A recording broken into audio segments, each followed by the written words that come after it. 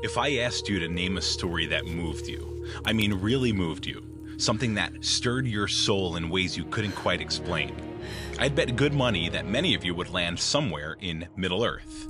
Maybe it was Sam carrying Frodo up Mount Doom.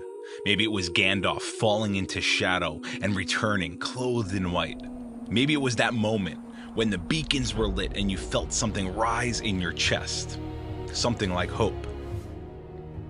Here's the question I want us to wrestle with today. Why? Why does this story, a fantasy about hobbits and elves and a magic ring, why does it move us so deeply? In 1953, J.R.R. Tolkien sat down and wrote a letter to a Jesuit priest named Robert Murray. Now, Tolkien was a private man. He didn't go around explaining his work. He let the stories speak for themselves. But in this letter, he made a confession that would surprise most of his readers, then and now.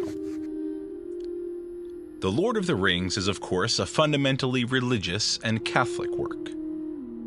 Now, wait a minute. If you've read these books or watched these films, you know there are no churches in Middle-earth. There are no pastors. No one prays. No one mentions God or Jesus or salvation. There's not a single sermon preached in all 3 volumes.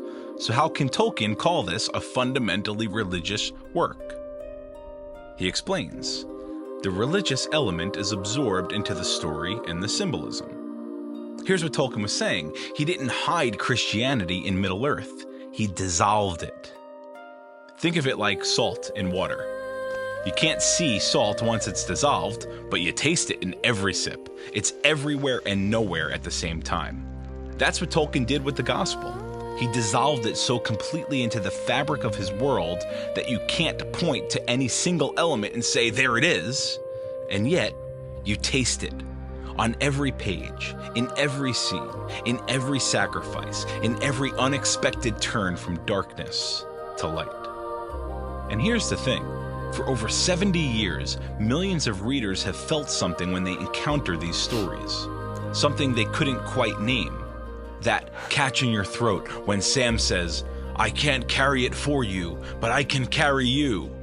That ache in your chest when the elves sail into the west and you know an age is ending.